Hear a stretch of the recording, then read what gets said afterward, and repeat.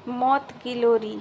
छोटा बच्चा लोरी गाते हुए, माई रे माई मैं तेरा राज दुलारा, माई रे माई मैं तेरा दूल्हा, तूने मुझे पैसा तूने मुझे पिला, माई रे माई मैं तेरा राज दुलारा। गांव के लोग लोरी की आवाज़ सुनकर डरे हुए हैं और ज़बरदस्ती अपने बच्चों को सुलाने की कोशिश कर रहे हैं। बच्चे ने पैरों के निशान जिस भी घर के सामने से गुजरते उस घर का दरवाज़ा अपने आप खुल जाता है। ध्रुव, माँ मुझे जाने दो ना, वो मुझे बुला रहा है, उसके पास बहुत सारे खिलौने भी हैं। माँ माँ मुझे जाने दो ना माँ। ध्रुव के पापा, नहीं ध्रुव, तुम कहीं पर भी नहीं जाओगे, जिद मत करो, बाहर बहुत खतरा है। ध्रुव की माँ, देखो तुम्हारी बहन भी तो चुपचाप से हमारे साथ बैठी हुई है। इतना कहकर जब ध्रुव की माँ ने अपनी बेटी रिया की ओर नज़र दौड़ाई तो वहाँ पर कोई नहीं था, जिसे देखकर ध्रुव के माँ पापा एकदम चौंक गए। उनकी आंखें फटी की फटी रह गई।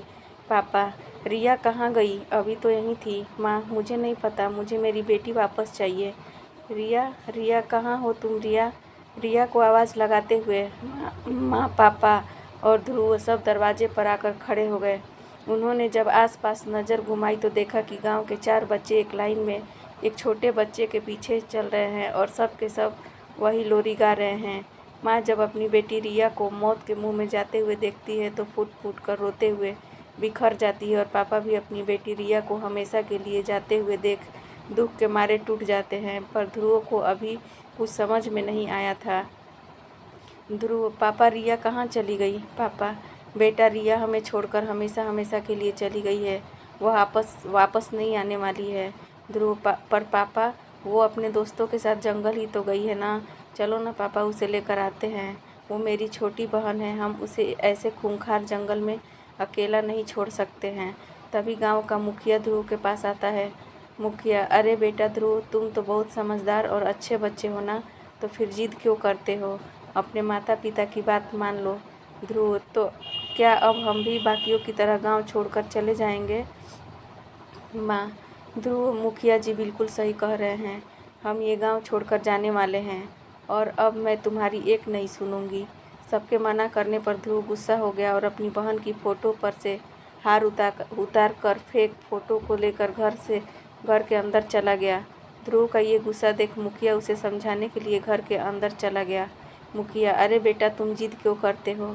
शायद तुम्हें इस बात का कोई अंदाज़ा नहीं है, लेकिन अगर तुम इस गांव को छोड़कर चले जाओगे सिर्फ तभी तुम सुरक्षित रहोगे, वरना तो बच्चा तुम्हें भी तुम्हारे माता पिता से अलग कर देगा। ध्रुव, आखिर वो बच्चा है कौन और ऐसा क्या है उसकी लोरी में कि गांव के सारे बच्चे उसकी तरफ खींचे चले जाते हैं? ऐसा क्या है उस बच्चे की आवाज़ में? मुखिया, ध्रुव वह कोई और नहीं बल्कि मेरा बेटा विजय है, जो कि आज से 12 साल पहले मर गया था।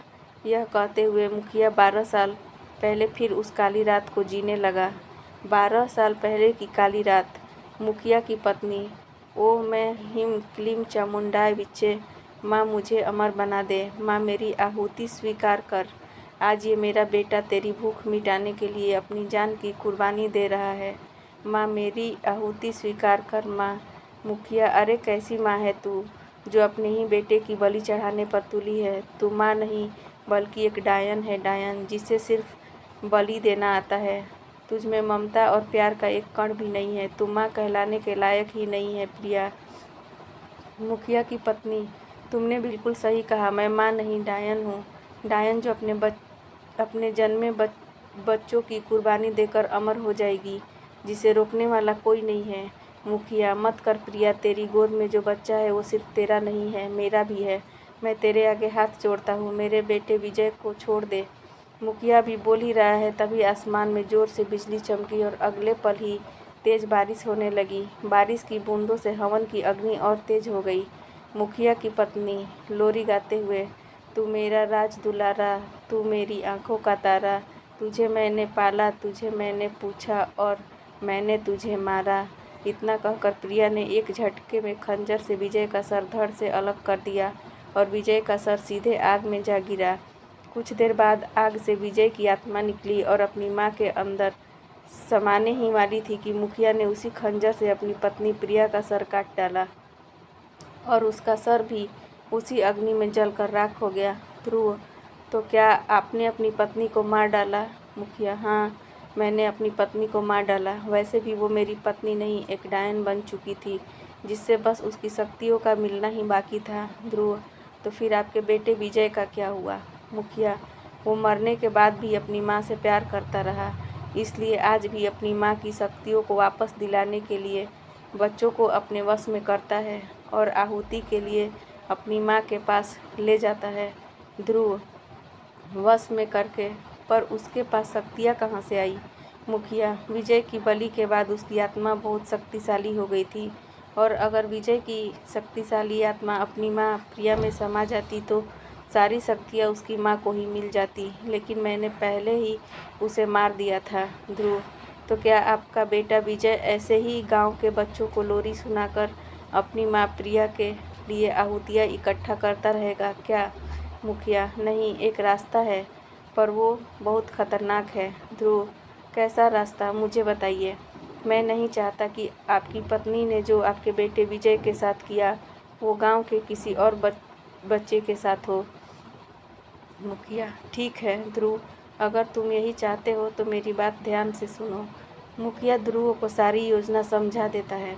अगली रात फिर से विजय का भूत वही लोरी गाते हुए गांव के रास्ते गुजर रहा होता है। ध्रुव अपनी कानों में रुई डाल लेता है ताकि विजय की लोरी का असर उसके ऊपर ना हो, और वह भी बच्चों के साथ विजय के पीछे पीछे चलने लगता है। कुछ देर बाद विजय बाकी बच्चों के साथ वहीं पहुंच जाता है जहां वह बच्चों की आहुति दिया करता था। विजय की माँ, मेरा राज दुलारा, मेरी आँखों का नूर, मेरी आँखों का तारा, तुझे मैंने पोसा, तुझे मैंने पाला, मेरा राज दुलारा। विजय भी सारे बच्चों को अपनी माँ के पास आहुति के लिए खड़ा करके आग में विलीन हो गया, और वश में किए गए बच्चे भी एक लाइन में खड़े हो गए। वो प्रिया की गोद में जाने के लिए बेताब थे। प्रिया, आओ बच्चों आओ, तुम्हारी माँ तुम्हें बुला रही है, आ जाओ। अपनी माँ से कैसा डर। प्रिया के बुलवाने पर एक बच्चा प्रिया की गोद में जाकर बैठ गया। प्रिया ने भी उस बच्चे के साथ वही किया जो उसने विजय के साथ किया था, उसका गला काटा और उसके सर को हवन कुंड में डाल दिया। इस बीच मौके का फायदा उठाकर ध्रुव लाइन में खड़ा हो गया और प्रिया के बुलाने पर वो उसकी गोद में जा बैठा। प्रिया, ओम ह्रीं क्लीं चामुंडाय विचे, माँ मुझे अमर बना दे, माँ मेरी आहुति स्वीकार कर। आज ये मेरा बेटा तेरी भूख मिटाने के लिए जान की कुर्बानी दे रहा है, माँ मेरी आहुति स्वीकार कर माँ। प्रिया के बोलते हुए आग की लपटें और तेज से जलने लगी। इशारा समझकर प्रिया ने खंजर उठाया ही था कि फिर उसे अचंभा हुआ, क्योंकि खंजर अपनी जगह पर नहीं था। प्रिया का सीधा शक गोद में रखे बच्चे पर गया। इससे पहले ही प्रिया कुछ कर पाती, ध्रुव ने उसी के खंजर से उसी का गला काट दिया। प्रिया का सर सीधा हवन कुंड की अग्नि में जा गिरा, और अब तक जितने भी बच्चे की बलि दी गई थी उन सब बच्चों की आत्माएं हवा में चारों तरफ फैल गई, जिसे ध्रुव भी देखकर दंग रह गया। उसके बाद ध्रुव सही सलामत घर वापस आ जाता है। ध्रुव, माँ अब तो सब सही हो गया है, फिर पापा हम सबको शहर जाने के लिए क्यों बोल रहे हैं? माँ, बेटा तुम्हारा एडमिशन शहर के स्कूल में हो गया है, इसलिए अब हम सब ये शहर छोड़कर जा रहे हैं। चल अब जल्दी से जा और तैयार हो जा। इतना कहकर माँ आईने के सामने से चली जाती है। कुछ देर बाद ध्रुव उसी आईने के सामने आकर खड़ा हो जाता है और चिल्ला चिल्ला कर कहने लगता है, ध्रुव, माई रे माई मैं तेरा राज दुलारा, तूने मुझे पाला, तूने मुझे पोसा, माई रे माई मैं तेरा राज दुलारा।